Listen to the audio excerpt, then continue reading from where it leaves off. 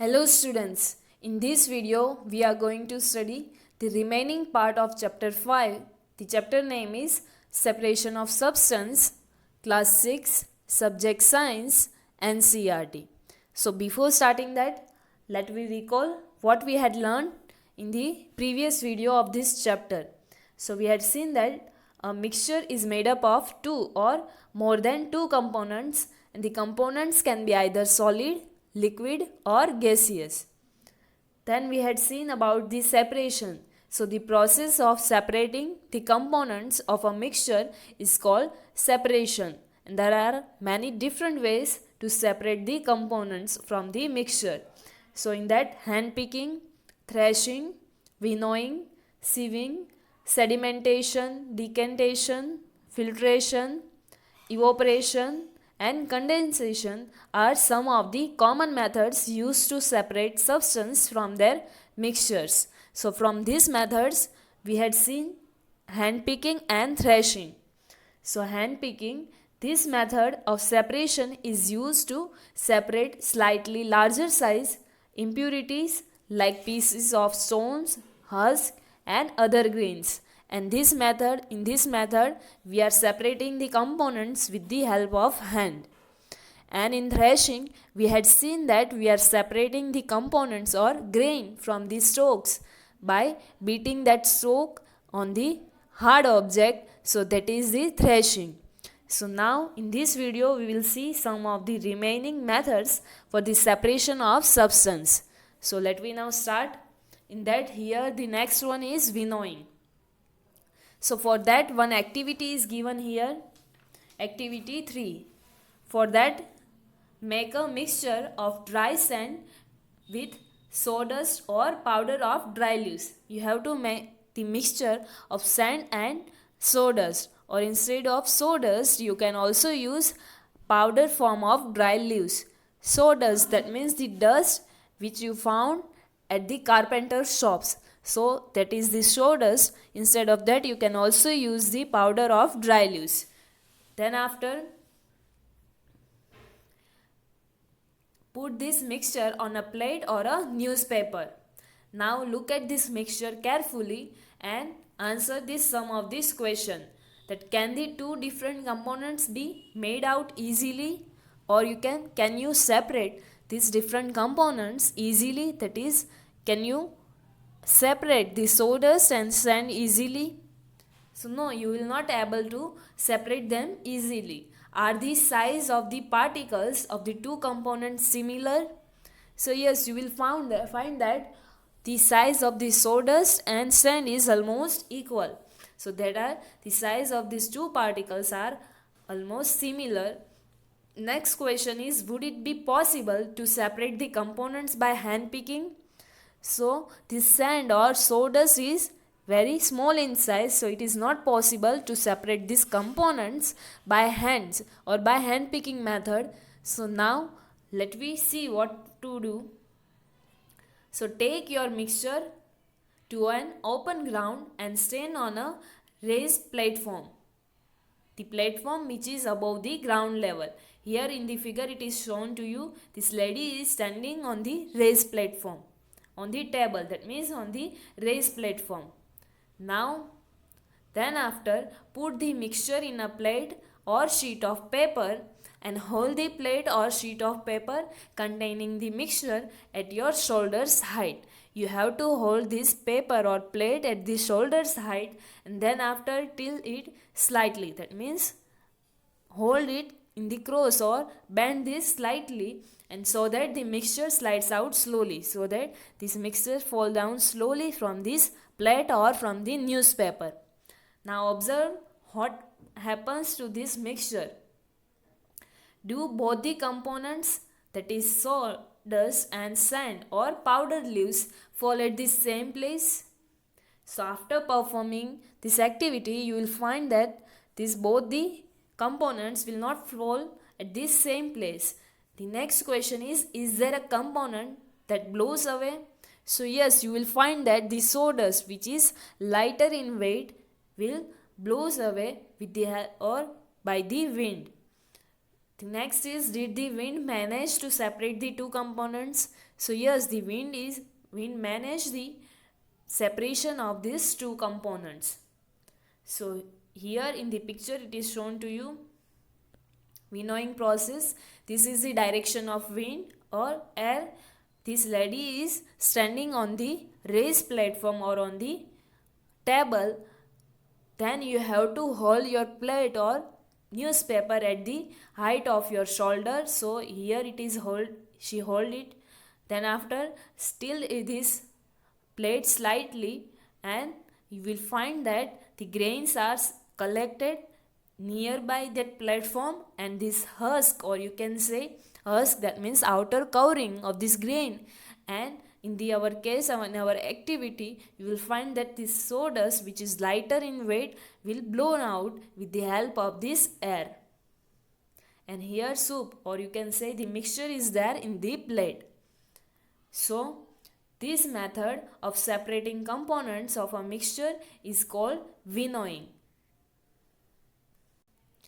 And winnowing is used to separate heavier and lighter components of a mixture by wind or by blowing air. As we had seen, by blowing air we can separate the sawdust and sand. So from that activity of sawdust and sand, we will observe that sand falls in a heap near the platform, or near the you will find the pile of this sand near the platform, and the sawdust and the dry leaf powder is carried away by the wind and fall far away. Here, as it is shown to you in the activity of grain and husk. And the conclusion of this activity, what you will find? You will find that lighter particles are separated from the heavier particles by the method known as the winnowing. So this is winnowing method. So now where this method is used, that is given to you. This method is commonly used by the farmers to separate lighter husk, or you can say outer covering of, or you can also know it as the chaff particles from the heavier seeds of the grain. As we had seen in the previous figure, the husk particles are carried away by the wind, and the seeds of the grain get separated from the heap and form a heap, or you can say pile, near the platform for winnowing.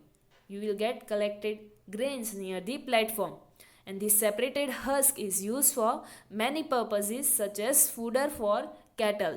And the husk which you will find here, which are separated, so this husk can be used as many purposes such as the fodder for cattle. That means you can give this as the food to the cattle or to the animals. So this is the winnowing. Now next method for the separation of substance is sieving.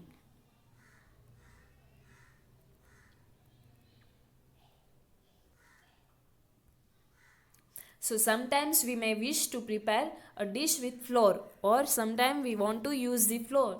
So we need to remove impurities and bran. Bran, that means husk, that may be present in the flour. So what do we do?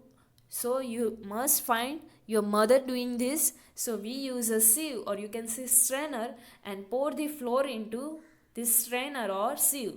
Here it is shown to you in the sieve.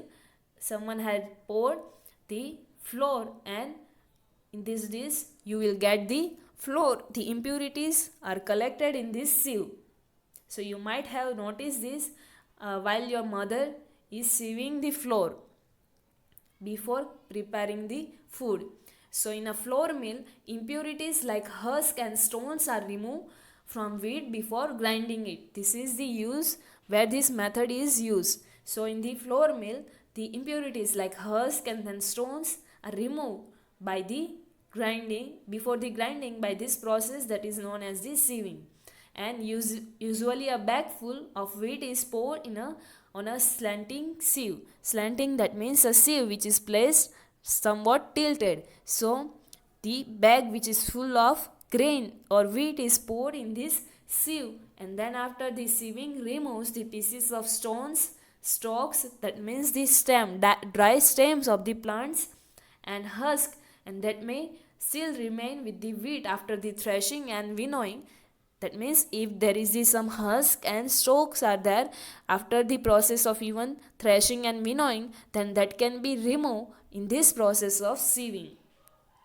So in the flour mill, these all the components or impurities can be removed using the sieve.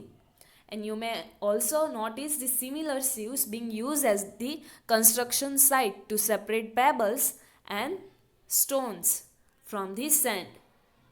Here it is shown to you this man.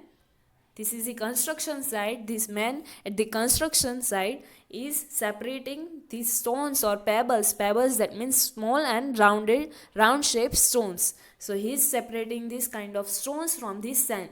This is the big sieve.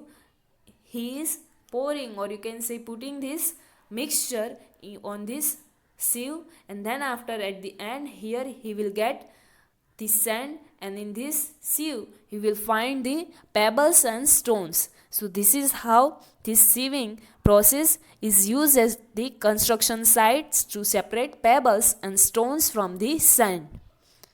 So this is the use of sieving. Here one activity is also given to you.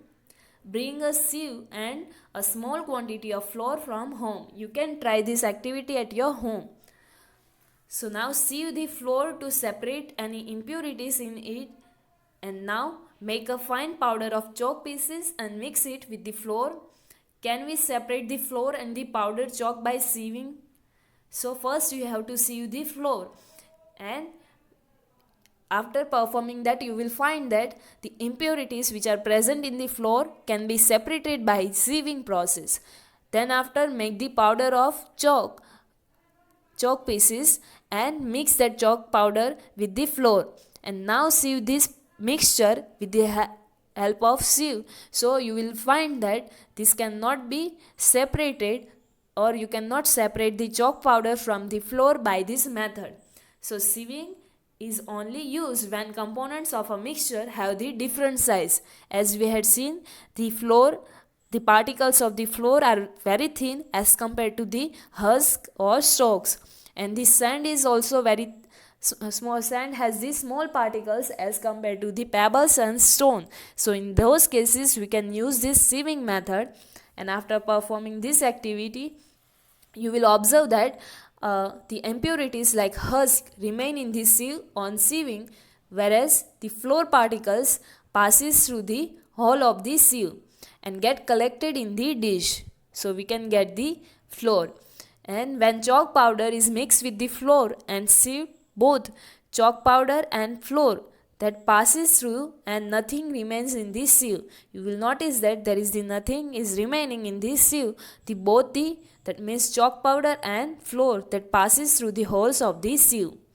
And we can say that the particles of flours are similar in this size as compared to the holes of the sieve, whereas the husk particles are the larger than the holes of the sieve. So hence they remains in the sieve, and that's why we can separate these two particles or these two components by sieving. And whereas in the second case, that is chalk powder and flour particle, so they have almost same in the size, and hence they cannot be separated by this process of sieving.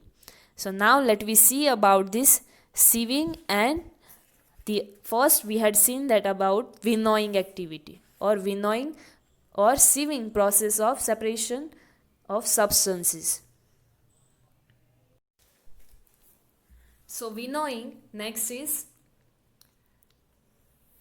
the process of separation of lighter and heavier particles from the mixture by wind or blowing air is called winnowing. The farmers use this technique to separate husk from the grains. So this is winnowing. And next is sieving. So sieving is used to separate substances that are of different size, and in this method a sieve is used. Here sieving is shown to you, and the smaller components of the mixture can pass through the sieve or the pores, or the you can say holes of the sieves, whereas bigger components of the mixtures are retained by the sieve. So next method for separation of substances is sedimentation, decantation and filtration. So sometimes it may not be possible to separate components of a mixture by winnowing and handpicking that we had seen. So for example, one example is given here. There may be lighter impurities like dust or soil particle in the rice or pulses. If you had noticed before cooking, you will find the impurities or lighter impurities like dust and soil particles in the rice or pulses. You cannot separate this dust and soil particles with winnowing, or they are very small in size, so also you cannot separate them by hand picking. So what to do now? So how are such impurities separated from rice or pulses before cooking? So for that, this method is given to you. Rice or pulses are usually washed before cooking, and when you add water to this, the impurities like the dust particles get separated. You had seen that your parents or your mother is washing the rice or pulses before cooking it. So they are doing this to remove this dust and soil particles from the rice or pulses. So these impurities go into water, and now what will sink to the bottom of the vessel? Rice or dust. If you added the water to this rice or pulses, so you will find what will sink at the bottom of the vessel. So you will notice that the rice sink in the and it is collected at the bottom of the vessel. And why? So because the rice is heavier in weight as compared to this dust or soil particle. So have you seen that the vessel is tilted to pour out the dirty water? While removing this dirty water, the vessel you should tilt out somewhat, so that's why this dirty water can easily pour out from the vessel. So when the heavier component in a mixture settles down after the water is added to it, so this process is known as the sedimentation. Or the component which is settled down in the mixture after adding the water, so this settling down process of this component is known as the sedimentation. And when the water along with the dust or soil particles is removed from the mixture, so this process is known as the decantation. So in the case of rice or pulses, when the rice settle down at the bottom of the vessels, so that process is known as the sedimentation. And when we are removing this water which has the dust particle or soil particles, so that process is known as the decantation. Here in the figure it is given to you separating two components of mixture by sedimentation and decantation. Here we had added the water to the rice or to the pulses. So the soil particle you will find in this mixture. So here it is the soil plus water. So you have to put this mixture for some time at the rest. So after the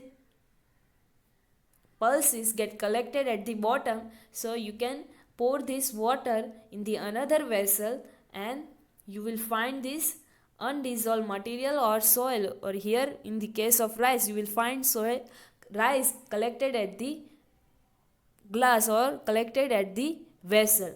So you can remove this by the process of decantation. So here now let me see some of the example. Let us find a few other mixtures that can be separated through these processes, that is sedimentation and decantation. So for that, the same principle is used for separating a mixture of two liquids that do not mix with each other. Now if the two liquids get mixed with each other but they are not dissolving in each other, then we can separate those kind of liquids by this method. For example, it is given to you oil and water. Oil and water from their mixture can be separated by this process. If a mixture of such liquid is allowed to stand for some time, you have to rest this liquid or mixture for some time. So they form two separate layers. You will find the different layers of oil and water. the components that forms the top layer can be separated by decantation. So in the mixture of oil and water, you will find that oil forms the upper layer, so we can remove this oil from the water by the process of decantation by tilting that vessel somewhat, so you will get the oil and water that are separated. Now let us again consider a mixture of a solid and liquid. After preparing tea, what do you do to remove the tea leaves? How? As in the starting of this chapter, we had seen how we are separating the tea leaves from the tea. So in that we had used the strainer. So usually we use strainer to remove the tea leaves. So now can you try this decantation method for the same? So if you will pour the tea from the vessel, so you will somewhat able to remove the tea leaves from the tea, but you will find that there are still some tea leaves are present in the tea. So it helps a little, but do you still get a few leaves in your tea? So yes, we will get this few leaves in the tea. So now pour the tea through a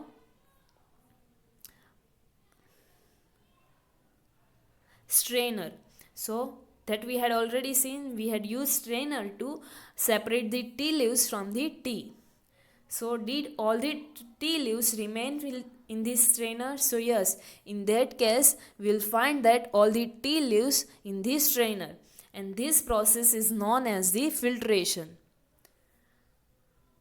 That we had already seen in the starting of the chapter. In the figure 5.1 it is shown to you. You can check from that. The tea leaves is separated from the tea by the use of strainer.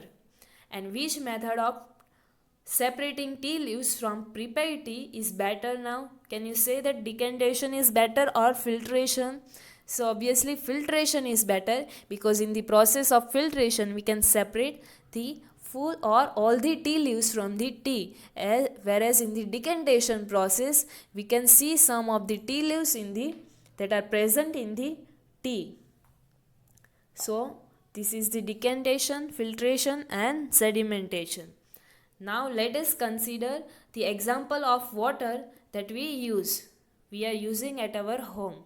Do all of us at all the times get safe water to drink? Are we getting the safe water every day or all the time? So sometimes water supplied through taps may be muddy. If you had observed, then sometimes the water you will get muddy, or it is impure, it has impurities. So the water that collected from ponds or river may also be muddy. You will find the soil particles in this water, so that is known as the muddy water. So especially after the rain, if you had collected this rainwater, or if you had collected this water from the pond and rivers, then you find the water is muddy. So let us see if we can use some methods of separation to remove these insoluble impurities like soil particles, sand particles from the water. So for that, here next activity is given to you to remove these insoluble impurities. That means the impurities which we cannot dissolve in the water, like soil, sand. So how we can remove these impurities from the water? So for that, here next activity is given, activity 5. So for this activity, collect some muddy water from a pond or a river, and if it is not possible to collect the water from the pond or a river, then mix some soil to water in a glass and then let it stand or rest for half an hour. Keep this solution at the rest for half an hour. Do not disturb this solution about half an hour. Then after, observe the water carefully and you have to note the observation. Some questions are given to you. Does some soil settle at the bottom of water? So yes, after some time you will find that some soil is settled down at the bottom of the water. So why it is happen? So soil particles are heavier than the water, so that are collected or that are settled down at the bottom of the water. So what will you call this process? So this settling down of the soil particles at the bottom of water, so that process is known as the sedimentation. As we had seen, the settling down of the components at the bottom of water is known as the sedimentation. Then after, now slightly tilt the glass without disturbing the water and let the water from the top flow into the another glass. Here it is shown to you in this figure. From this glass which had the impurities, we are pouring the water by tilting this glass slightly in this another glass without disturbing water. So this process, what will you call this process? So this process is known as the decantation. And by decantation we can get somewhat pure water. It is not exactly pure, but as compared to this sedimentation you will get the pure water. Now is the water in the second glass still muddy or brown in color? So after this process of decantation you will find that the water which is in the glass is still muddy or brown in color. So now filter it. Did the tea strainer work? Can you have to try out to filter this water with the use of strainer. So strainer is helping or not? So you, after performing this activity, you will find that strainer will not work for this solution, as the strainer has the bigger hole as compared to the impurities which are present in the water. So they also will go or will also flow with the water. So now let us try the filtering the water through a piece of cloth. So in a piece of cloth, small holes and pores remains in between the woven threads. So these pores in a cloth can be used as the filter. So you cannot use this strainer for this. So now use the piece of cloth. So piece of cloth has these small holes, or you can say pores, in between the two threads that are woven together. So these pores or holes in the cloth can be used as the filter. So if the water is still muddy after this after this process also, so impurities can be separated by a filter that has even smaller pores. So after performing this filtration with the help of piece of cloth, you will find the water has this some impurities. So for that we have to use a material or a object which has these holes which are smaller than these holes of the cloth or the smaller pores. So for that, a filter paper is one such filter that has very fine, or you can say very thin pores in it. So we can use this filter paper. Here in the figure 5.9 it is shown to you. Figure 5.9 shows the steps involved in using a filter paper. A filter paper folded in the form of a cone is fixed onto a funnel. Here it is shown to you how to make, that is, you already know how to make cone from this filter paper. So cut that in a semicircle and then after fold it in the form of cone.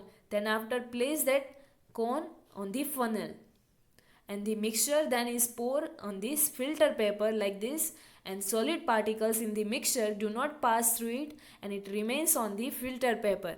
And after performing this activity you will find this impurity on the filter paper. So this is the process of filtration, and in this activity you will observe that some impurities are found floating on the surface of the water that is obtained after the decantation. So after decantation what we get water, in that you will also find some impurities that are floating on the surface of water. So water obtained after filtration is more clear, you will find that is more pure as compared to earlier. So now where this method is used. So some of the uses of this method is here given to you. Fruits and vegetable juice are usually filtered before drinking to separate the seeds and solid particles of pulp. Before drinking the fruit or vegetable juices, we are doing or performing this filtration process to remove the seeds and solid particles or bigger particles of the pulp from the juice. And the method of filtration is also used in the process of preparing cottage cheese, that is also known as the paneer in our homes. If we are making paneer at our homes, then in this process also we are using this process of filtration. You might have seen that for making paneer, a few drops of lemon juice are added to mix added to the milk as it boils, and this gives, after adding this lemon juice, a mixture of, you will get the mixture of particles of solid paneer, and with that you will also find a liquid. So to separate the paneer from this liquid, we are using this filtration. So the paneer is then separated by filtering from the liquid or from the mixture through the fine cloth, or you can also use the strainer. So that is also a filtration process. So this is the filtration process. Now let me see this activity. So that this is the muddy water which we had collected from the pond and river. Or if you don't have, then you can mix some soil with the water in a beaker. So let me see required items for this activity. That is 2 beakers, a sample of muddy water, a tea strainer, a piece of cloth, and funnel and filter paper. So principle of this activity is, when the heavier component in a mixture settles, the process is called sedimentation. And the process of removal of water above the sediment, that is known as the decantation. The separation of finer or smaller impurities from the decantants using a filter paper is known as filtration. So first we had here muddy water. So stir it with the spoon, with the help of spoon, and then after rest it for some time. You will find the some of the impurities are collected, or mud is collected at the bottom of the beaker. So this process is known as the sedimentation. Then after pour this water from this one beaker to the another without disturbing this water. So in the another beaker you will find somewhat pure water than the first one. So this is known as the decantants. So now using this strainer, tea strainer, pour this water into the another beaker. So you will get some of these, only few impurities in this strainer.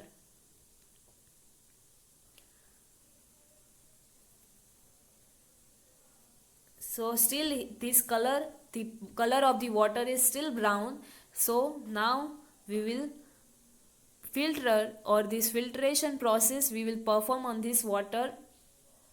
So for that, first we will see with the fine cloth or the thin cloth which has the thin particles. So pour this water through this fine cloth in the another beaker. So still there is this some of the impurities there in the water. So now we will use the filter paper which has the finer, or you can say very small or thin pores or holes inside it. So this will remove the impurities of the water. So now make a cone shape from this filter paper and fix them in a funnel and pour that water in through this funnel. So you will find in the beaker the pure water, and you will find the impurities on the filter paper. So these are the impurities on the filter paper, and we can get the filtrate, or you can say pure water, by this filtration. So till now in this video we had seen some of the methods for the separation of substance. In that we had seen winnowing. So winnowing is used to separate heavier and lighter components of a mixture using wind or by blowing of air. And husk is separated from the heavier grains by this process of winnowing. Then after we had seen sieving. So in the sieving, or we can use this process when the components of the mixture are different in size. So for the separation of those kind of substance or components, we are using sieving. Then after we had seen sedimentation, decantation and filtration. So in the sedimentation we had seen that when water is allowed to stand for some time, heavier insoluble impurities that are settled down at the bottom of the water, and this process is known as the sedimentation. In the decantation we had seen in a mixture of sand and water, the heavier sand particles settle down at the bottom and the water can be poured out. So this process is known as the decantation. And in the filtration we had seen that if a mixture has particles of different size, then this difference of the size can be utilized, or we can use to separate them by the process of sieving and filtration. Sieving we had already seen, so infiltration can also be used to separate the components of a mixture of an insoluble solid and a liquid. If the mixture has the insoluble solid substance in a liquid, then we can also separate those substances by the process of filtration. So in the next video we will see the remaining methods for the separation of substance. Thank you.